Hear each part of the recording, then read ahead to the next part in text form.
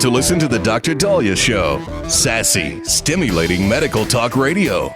Any medical advice Dr. Daliah Wax gives on her show should not be substituted for an actual visit to your medical provider. And now, here's Dr. Daliah.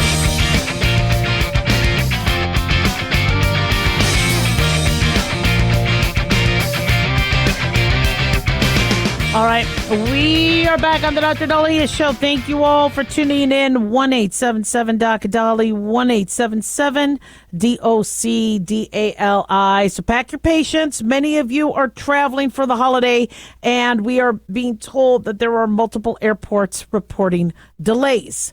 According to FlightAware, for now, we have about 1,555 flights delayed. Not horrible, but not a good start. 586 flights have had to be canceled already into and out of the United States. 157 flights have been canceled, and we're telling people to be prepared. Hurricane Beryl may be partly responsible, not to mention how I think our airlines have been overwhelmed, and I think we struggle with leadership as it pertains to the Department of Transportation. And so holiday weekends, always seem to have some surprises, but we're hearing that there's been delays in Charlotte and Philly and multiple cities. So definitely pack your patience and understand that it could be a little crazy.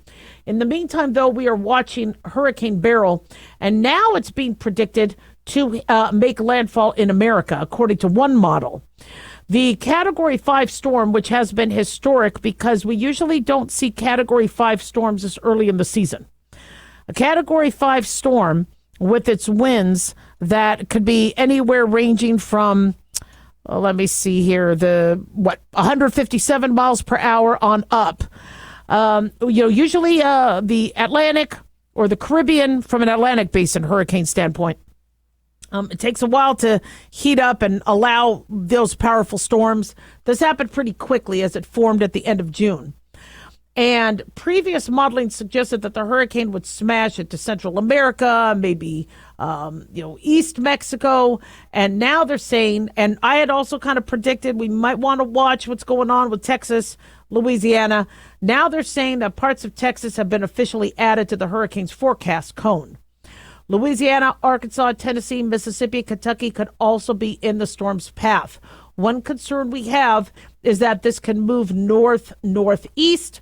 Another concern, right now it's moving west-northwest, but it could make a turn. Another issue is the Caribbean, or in the Gulf. The Gulf of Mexico allows a hovering and a brewing, where we have seen storms go back out after hitting landfall and regaining strength. So right now, 5 of these spaghetti models, they call them, with those little, those different colors, indicate that the hurricane could hit the U.S. And so 6 states could possibly be affected. With Gulf Coast residents right now are being told to keep an eye. A Category 5 hurricane also is very, very large, and it expands multiple miles. And so even if you aren't necessarily getting hurricane winds of 74 miles per hour, there will be winds, there will be storms, there will be rain. And so those things can also, even if you're not necessarily in the eye of the path. So let me see if I could give credit where credit is due. National hurricane expert Dr. Levi Cohen has talked about the model of which we're talking about. He says it's really dependent on where the hurricane is launching from the time we get to Friday. If it's coming off the Yucatan Peninsula far enough north, it may continue gaining latitude and threaten the northwestern Gulf of Mexico. That can mean northern Mexico or Texas, and the U.S. Gulf Coast could be threatened. I am telling you guys right now, for those of you that are ever in hurricane path, start getting your water, your food supplies, your batteries, your fireproof and waterproof casing, anything that you like to collect for your preparation, do it now. One thing that the Colorado State University researchers have said is this is, rather than the 14.4 mean hurricane season. They're expecting at least 23 storms, a good number of them major hurricanes. And it kills me to see these stores with nothing on the shelves, because the day or two before a hurricane hits, that's when everybody runs to get supplies. Just start getting the supplies. If you buy bottles of water, there's a very good chance that water will last. Okay, if not, trade it out. A lot of us, we get our supply closet or our supply shelf, and we get our supplies and then we go into them, or we forget about them and then we think they spoil. You should already have a process in your house where you swap it out. You get new water, you get new canned foods, and then you move them in a week or two to the other shelf, and when you get new ones, and you just go through this ebb and flow, or you just swap them out. And this way you always feel prepared. Toilet paper, blankets, flashlights, batteries, your medical supply kit, water filters, your generator.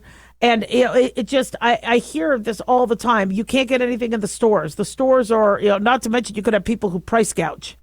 Another thing I would also recommend is have Plan B. Talk to your family members. And I know I don't have a lot of family that'll say, oh, yeah, come here. I get that. But have a plan of where you could go.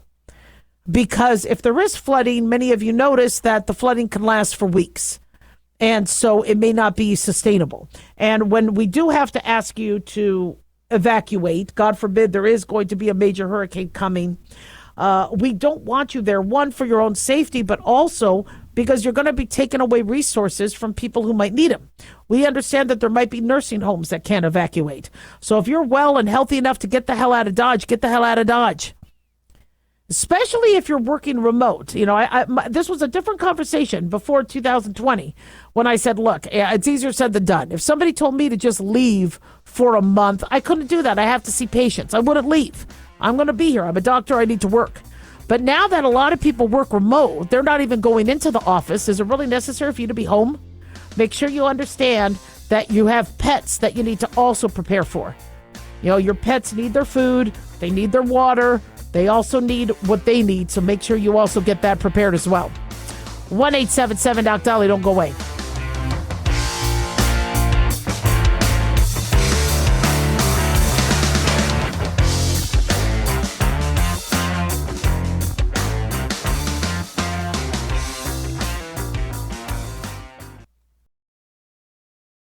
Let's see, if something costs less, but people are happier with it, that sounds like something to look into, and that's MediShare. Maybe you've heard switching to MediShare to pay for healthcare can save the typical family $500 a month, and that's huge, but it's also true that people are way more satisfied after making the switch, too. The customer satisfaction rate for MediShare is double that of the typical health insurance plan.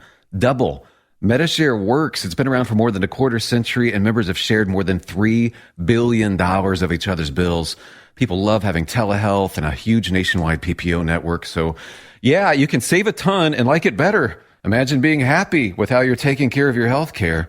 So if you're self-employed or part of the gig economy, or you just want a plan you're happy with, you can call right now and get a price within 2 minutes. A very, very smart use of 2 minutes. Here's the number you need. 855-SHARE-40. That's 855-SHARE-40. 855-SHARE-40. Hey guys, it's Dr. Daliah. Fantasy football season is coming, but sadly, too many of you are taking the bench while the country takes part in one of the most exciting and lucrative industries out there. Don't know how to play? Well, huddle up and listen. Paul Kalikas and I have written a fantasy football pocket guide for beginners. This book walks you through the basics and shows you how simple and lucrative joining or creating a fantasy football team can be. Read our Fantasy Football Pocket Guide for Beginners found on Amazon, or follow the links on X and Facebook. That's Fantasy Football Pocket Guides for Beginners. Don't be left out. In a study, it was found that 33% of 44 herbal supplements had no trace of the advertised herb. Don't let that happen to you. Hi, this is Dr. Mitch. If you want to ensure quality, please go to TotalWellness.com. Supplements made for physicians, only now available to you too. TotalWellness.com, helping you to look good, feel good, and enjoy total wellness.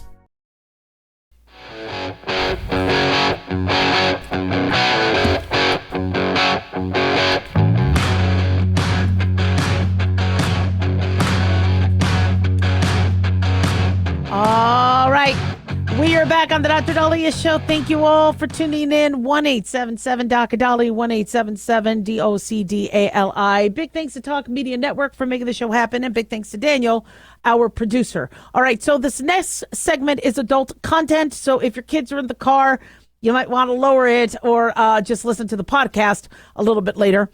But there's something we need to talk about, and it is called, it's becoming more and more popular, and it does come with some medical health risks as I'm seeing patients come in as they try performing this, and the sex act is called pegging. Sure, many of you have heard of it, or you know of it, you just aren't sure you didn't know that name is what was ascribed to it. But pegging is an act, and again, I'm going to make sure I don't violate any FCC laws talking about it, but pegging is an act where a male is being penetrated rectally with a sex toy, either by their wife, female partner, male partner, and it is something where they've actually, I'm being told in New York City, there's classes and there's, it's something that is being embraced as a part of sexual education and someone's repertoire.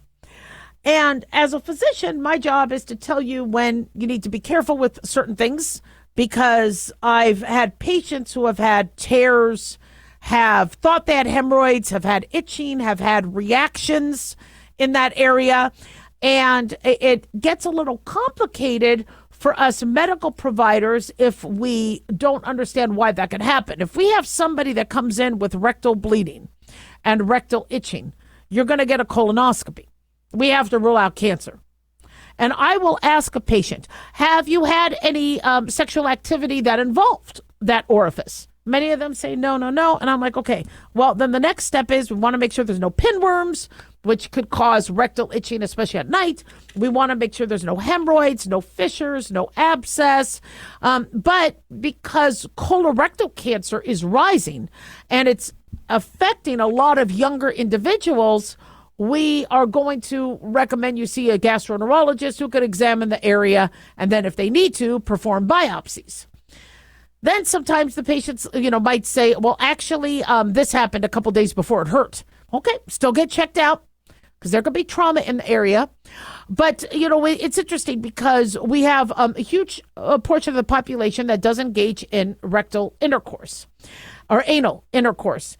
And it is becoming very popular also in heterosexual groups. Pegging is one term for it. There's other terms. But we don't have these conversations about ways that protect you against medical complications, because if it involves a sex toy or it involves the anus or whatever, nobody's allowed to talk about it because it's rated R. And so my show, because I'm a physician, I can talk about it. And I also think that some people are doing things wrong and they don't realize it because nobody talks to them about it. And so if somebody is receiving any sort of sexual gratification there because of the sensitivity, one mistake that some people make is they think, size is everything.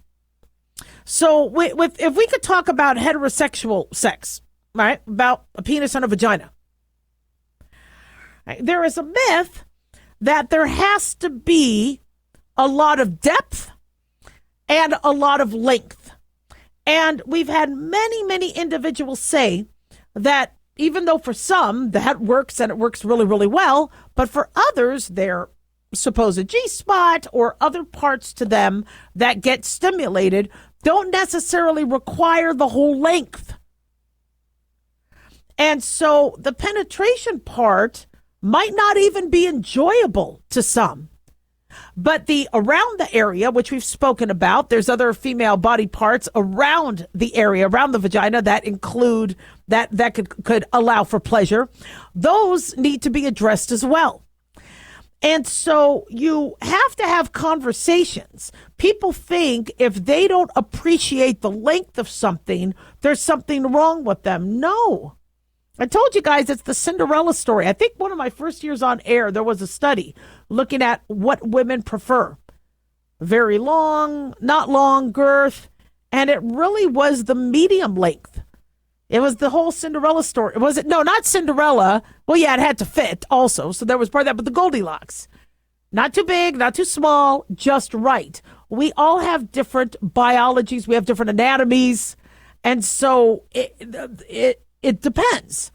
And so I think one mistake I'm seeing patients do is they go for the length. And some of these sex toys that are being used or these aids are not necessarily, the anatomy is not designed for that. And so there could be complications. So, another thing too is because something is stimulatory doesn't necessarily mean it has to be the focus of the sexual encounter.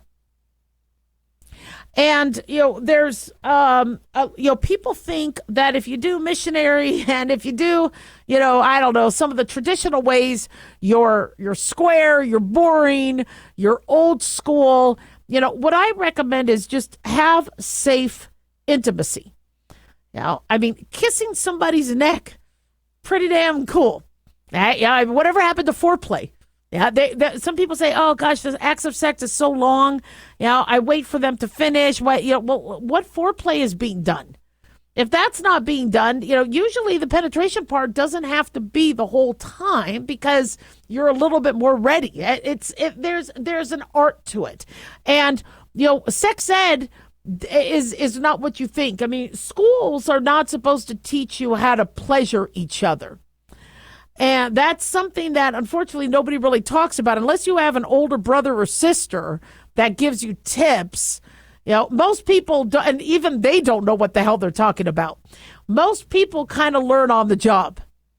And some people are not very communicative or they just don't know. Now I'm hearing one person had hurt themselves. And I said, what made you decide to do that? Was there an issue in other? And they go, well, they wanted to try it. Everybody was trying it. They wanted to try it. They wanted to say they did it. Now, I get a lot of you have Instagram accounts, TikTok accounts, you have followers, and you feel the need to update your audience that you had performed certain acts. All right. This FOMO, fear of missing out is, but here's the thing. Some of our anatomies are not designed for that. And some of our anatomies are fine. And we're, but there's, I've had many individuals. I have many women that struggle with vaginal sex. We get them in with a gynecologist. They feel shameful. They feel embarrassed, but there are some individuals that receive sexual pleasure differently. And you have to communicate with your partner on that. And I also don't want people to fake it. I can't tell you how many times couples don't want to tell each other that, I really don't like that. I know you're into that. I don't like it. That does nothing for me. And I don't want to have to fake it. You have to be able to talk to each other about that. It's horrible to have to go through a sex act that you don't really want. And it's even more horrible to have a medical issue as a result of it. So pegging, I don't think it's new. I've been aware that people have been doing it for a very, very long time as people are exploring their bodies and finding other ways to be stimulated. But keep in mind that, just because society is making something very popular doesn't necessarily mean, I have a lot of male couples that, have, learned how to minimize certain injuries and certain issues that could happen. And, just because there's an orifice doesn't necessarily mean that anything could go into it. Many of these sex toys are not necessarily designed or FDA approved, right? Or medical grade. And that's another thing you have to be careful of. If you ever walk into some of these stores, Spencer's used to be a store in the 80s where you would get stickers and I'd get earrings. I got my ears pierced at Spencer's. But I've learned that now it's more of a sex toy store. So if your kids are saying, yeah, I'm going to Spencer's, and you're thinking, okay, unicorns and stickers and all the kind of cool stuff you got, understand that they might be buying something else. And when you look at these packaging, made in China, made in, can you trust what you're using? And so sex injuries are on the rise.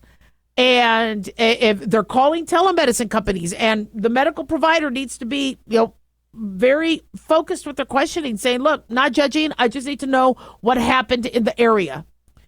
And having trauma when it is done wrong is not easy to fix. 1-877 Doc Daliah, don't go away.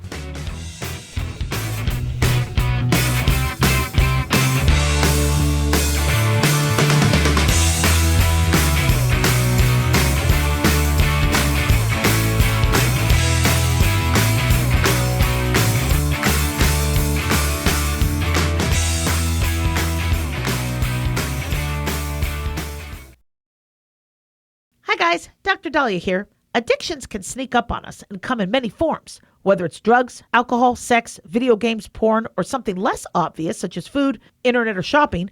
Addiction can seem innocent at first and then evolve into an insurmountable evil. In our book, Addiction Basics, Caitlin Kalikas and I dive into the common addictions and provide tips for identifying and preventing these before they sneak in and take over our lives. Addiction Basics can be found on Amazon or my website, drdaliah.com. Check it out.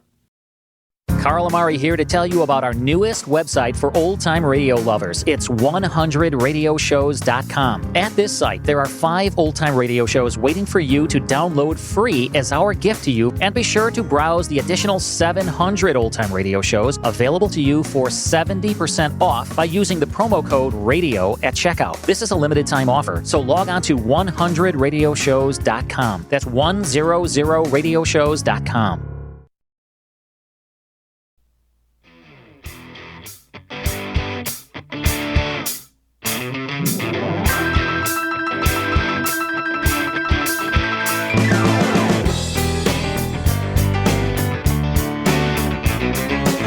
All right, we are back on the Dr. Daliah Show. Thank you all for tuning in. 1-877 Doc Daliah, 1-877 DOCDALI. Bill from Las Vegas, Nevada asks, what happens to Biden's war chest, the money, if he drops out? I am no campaign finance expert, but my guess is if Biden drops off the ticket, Kamala Harris would probably have access, or the money would get transferred to the Democratic Party or Super PAC, or I think Vice President Kamala Harris, which a lot of people are forgetting, this call for Joe Biden to leave, Kamala Harris is next in line. Now, this is why people have been very, very quiet about, even on the Republican side, calling for Joe Biden to step down, because it's kind of a shoo-in for Trump to win. But if Michelle Obama comes in onto the ticket, or Gavin Newsom, Trump could have a little bit more of a run for his money. With Biden, it's a shoo-in. But Kamala Harris, which I had predicted would be the first female president, not by choice, not by voter choice, but because Biden would not want to leave his legacy to, I have dementia, people think I'm bedwet, I'm just going to throw in the towel now, goodbye. He'd want to leave with a bang. And if he's going to leave, he's going to leave wanting to get credit for giving us the first female president, saying, I'm going to resign, elevate Kamala Harris, that's on me. When you end my Wikipedia page for my presidency, that's going to be the last sentence. So that has been my prediction. So Kamala Harris, I think he met with Kamala Harris today. She's not very popular. I don't think the Democrats are going to want her on the ticket, but the Democrats are kind of running out of options. They still have a month before their convention, and there's been more and more talk to get Michelle Obama. Now that people are really freaked out about how partisan the Supreme Court is, and they want more Supreme Court justices, they don't want Trump back in. But Kamala Harris is next in line. So, she would, I think, I don't know how many millions of dollars they have right now. A big concern also they have is the Democrats have to figure this out, because they need to raise money. They need to raise a lot of money. They also need to create a campaign. Now, mind you, November is still a long way off, but it's a very short time in terms of re-messaging and rebranding, which is what the Democrats are going to have to do, to all of a sudden get the whole country behind Michelle Obama, who isn't, a politician and hasn't held public office. She might be popular, but, considering what's going on with the country and what's going on with, the world and all that, can they, convince the country that she, is qualified? Same thing with Governor Gavin Newsom. Governor Newsom is running a state of California. Many of us don't think he's running it well. That's why you see such an exodus of people leaving California. But they would have to convince that what happened and what's been going on in California is good, and convince other states that you want what has been happening in California to run the country. That's a tall order. People have said Hillary would come back. No, she failed in one election to Trump. I know people say she won the popular vote. She doesn't have, I think, the likability factor. And again, does she seem to be somebody formidable where other countries will not want to mess, with us? Is she ready to take on Xi Jinping? Is she, and there's a lot of skeletons in the Clinton closet. So replacing Biden is not very easy. An interesting poll says more and more voters think Biden has dementia. Apparently, there was a poll after the debate, and only 10% of respondents think it was his cold, which I think once he started talking, I was like, he probably has COVID. That's the most common cold we're seeing right now. These rapid tests are not picking it up, and so, but nobody wants to bring up COVID. If you notice, they only called it a cold. They didn't even want to bring up COVID because COVID now makes people laugh and reminds them of the mandates and the BS. But I wouldn't be surprised if that's what he had when I listened to his voice, when I saw him struggle. But whether it's a cold or another virus, people don't think that was the reason. Although I'm really amazed at how 10% think it was that. 52% believe it's dementia. So the majority of people in this poll feel that Biden's performance was explained by dementia. 9% said he was overprepared by AIDS. 6% said it was too late in the day. 5% said bad luck. 18% said, I don't know. This is JL Partners. It was 1,000 voters looking at why. I don't know if they were all Democrats. I think they were Democratic voters. But, there has been some aides or some rumors that he's very functional between 10 a.m. and 4 p.m. and then he sundowns after 4 p.m. They don't really have a lot of conversations or things with him. Now, mind you, I'm noticing many people's work day is only 10 to 4. That's kind of cush. But sundowning, we often see with people that have cognitive deficits or other issues where after 4 p.m., they don't think as well. They're more agitated. They're more anxious. And so I don't know if that's true, but they say the majority of his day is between the 10 a.m. and the 4 p.m. Also, if there is a medication that they give him that sounds appropriate in terms of the mechanism of action and before the half-life of whatever said medication is using starts to wear off. If you do give a stimulant, you want to give it earlier because they need to be able to sleep at night. So usually they'll do it early enough so that you have your ability to work, and then after 4 p.m., you start getting tired. It's sad. We shouldn't be having these conversations about our commander-in-chief. In fact, they're saying that Hunter Biden has been in on a lot of his meetings now. Have you noticed you see Hunter Biden a lot? Often when Biden's getting off his plane and all that. I'm not really sure why that's going to help. But, dropping Biden from the ticket is they have to figure out what are they going to do in terms of donor. I think Julia Roberts and George Clooney just gave a whole bunch of money to Biden, and it's going to be really hard to go back to these people and say, we need more millions. And they are going to have to not only, right now the ads, I have a background in PR and marketing, and, so right now the ads are about, this is what he did, vote for him. To have an ad to convince that Michelle Obama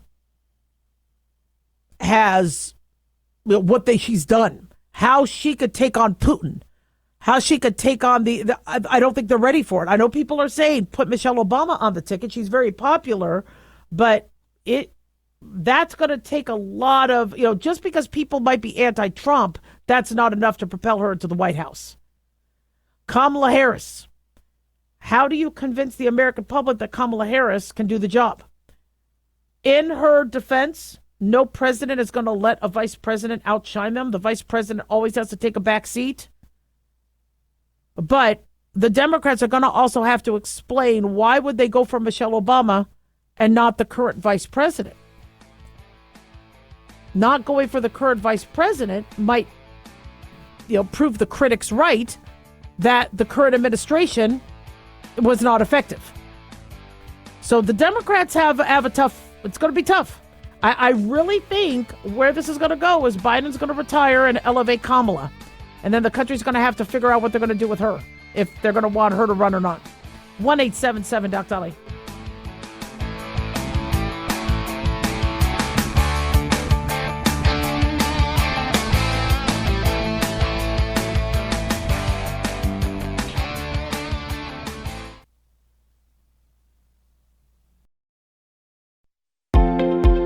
Considered by most, optimized curcumin is one of the few bioavailable and highly absorbable curcumin products on the market. Hi, I'm Dr. Mitch. Since most chronic diseases have inflammation, our optimized curcumin seems to be a perfect addition to any nutritional program. It makes sense to me that preventing or reducing inflammation is a key component to our overall health. The Mayo Clinic found that curcumin can decrease swelling and inflammation, has antioxidant properties, and research suggests that curcumin can prevent cancer, or at least slow the spread of cancer, and in many instances make chemotherapy more effective. It protects our healthy cells even from radiation. TotalWellness.com, where we help you to look good, feel good, and enjoy total wellness. Self-reliance. It's not a phrase we hear much in our culture these days. It might conjure up images of pioneers, the West, rifles, strapping men, and strong women. But what does it mean for us in today's world?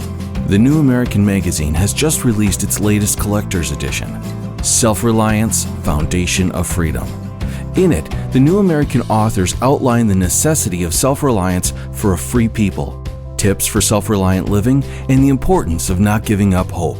This unique edition includes articles on the self-sufficiency of the founders, preparing for a worst-case scenario, firearms, financial self-reliance, the importance of community, and many other topics by expert writers. Now, for a limited time, the New American is offering a bundle of 3 collector's editions, Self-Reliance, The Great Reset, and Trump World, for just $19.95. Available at shopjbs.org. Visit shopjbs.org today.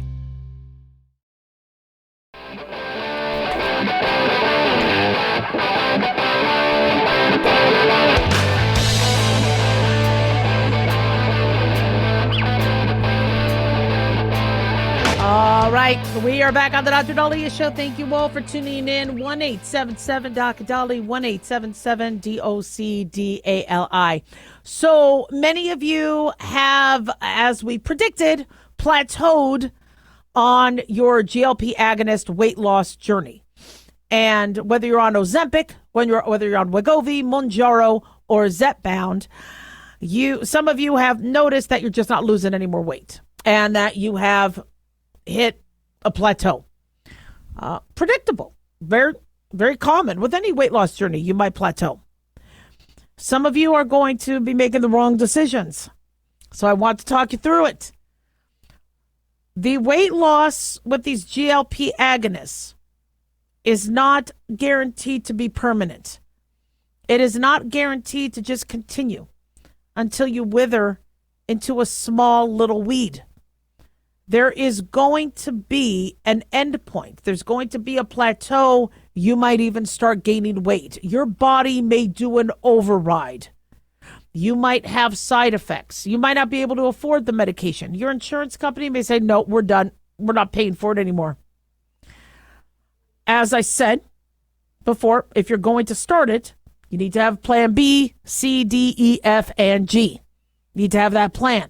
Some of you did not. You were so dopaminergically excited about the weight loss that you ignored my warnings and you just kept going. And I get it. It's exciting to lose weight. I get that. One day I would love to join you. That I used to be skinny and just, things happen and I cannot wait to get my body back again. But for those of you that are struggling, you may unfortunately lose those thousands upon thousands of dollars that you spent in a snap of a finger if you don't do things right. So first, let's understand, why are you plateauing? What happened? So a plateau is actually a very necessary part of weight loss. I've told you guys this. When you lose weight rapidly, let's say you get the stomach flu and you can't eat for a week, you're throwing up diarrhea and you lose 10 pounds. You slowly start to feel better. You feel like eating again. You get on the scale going, wow, look at me. Wow, if I could just keep this weight off. And before you even finish that sentence, you already gained the weight back that day. And you're like, well, how did that happen? How did I gain all that weight back that quickly?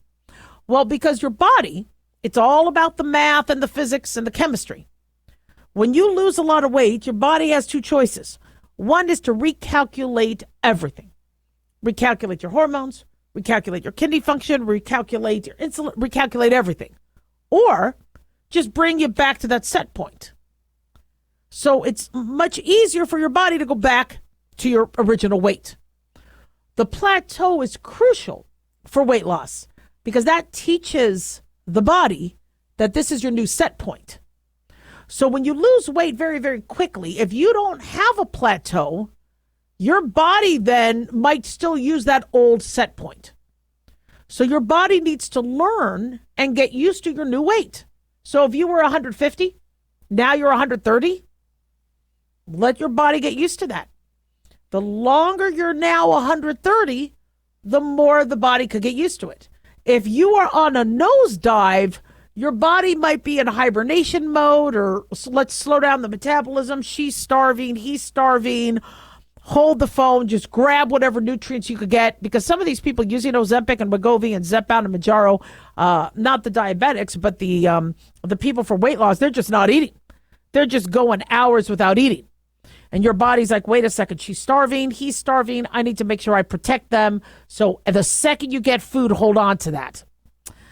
So understand that the plateau is a part of a very effective weight loss journey. If you're noticing that the medicine isn't working as well, a big mistake people do is they start cranking up the dosing. And I spoke to one person who went from the 0.25 to 2 milligrams within a couple months. No. Okay? You start at the 0.25, then you gradually go to the 0.5, then you may gradually go to the 1. But a doctor who understands the weight loss, and remember, we haven't studied these in weight loss, will tell you, let your body get used to the weight. Slow and steady wins the race. You start cranking it up, now you're requiring more and more, and your body may later override. Some of your bodies are overriding. I think Tracy Morgan said he gained 40 pounds and burned right through the Ozempic. Yeah, if you are hungry and your eyes hold more weight than the satiety centers that the GLP-1 agonists affect, you could gain weight. But another thing too, the reason why you may be plateauing is you've lost muscle. A lot of our metabolism is our muscle. How many of you increased your exercise? Maybe you still continue to work out, but how many of you increase your weight bearing, increase your activity, increase your muscle building. If you didn't do that, you're going to plateau, possibly gain weight. When you lose your muscle, you lose your metabolism. And so when you see these thinner individuals that aren't looking as bulky, they're on borrowed time in terms of their weight loss. Now, there are some of you that are going to maintain that weight loss. You might even be able to go off the medication. Good for you. Maybe you retrained your brain. If you look at a piece of chocolate cake or a carb, say no. You still know how to eat a balanced diet. For those of you who have continued to eat healthy while you're on the Ozempic or the GLP-1 agonist, continue to exercise, you're going to probably do good. But for those of you who said, look, we're going to Outback Steakhouse, I'll just cut my steak in half and be fine, you're not going to notice as much success. So a big mistake people are making is they start cranking up the dosing, or they'll be quick to switch brands, or they'll try to starve themselves. I had one person tell me that she started taking phentermine to augment her Ozempic. Come on. And there's this sort of panic people have because they invested thousands upon thousands of dollars for their monthly prescriptions. And they don't want that to fail. Understand that a good number of you can fail. Understand if you want to be a size 2, that might not happen. I get there's a lot of people out there that starve themselves and they look pretty skinny. That doesn't mean that's going to happen to you. And so to maintain your weight loss, 1, you have to be able to afford the medication. 2, you have to be able to deal with the side effects. A lot of you have ileus or stomach pain or nausea or diarrhea or constipation. Some people have been losing their stool. Some people just haven't been potting for days at a time. That's not sustainable. You can't do that. You have to, which by the way is another thing too. If you're plateauing, I'm interested to know what's going on with your bowels. Increase your fiber. If you're not stooling and having regular bowel movements, you're also not going to lose weight. Some of you may also have menstrual irregularities, either before taking the medication or after. Menstrual irregularities can also affect your weight. So if your periods are not regular, that could also be related. That's why we see some people with PCOS, polycystic ovarian syndrome, struggle with weight loss. We've talked about Ozempic babies, where some people are now more fertile than they used to be. And so they're getting pregnant. Again, you are not supposed to be pregnant while taking these. You're not supposed to take these medications while pregnant. So use protection. If you're going to be on a GLP-1 agonist, you got to use protection, because we're hearing reports that people are actually getting pregnant while on these medications. And if you're not using protection, now there could be fetal baby birth defects and other issues. So a plateau may happen, but keep in mind, the medicine at some point might not work for some. 1-877-DOC-DALIAH, don't go away.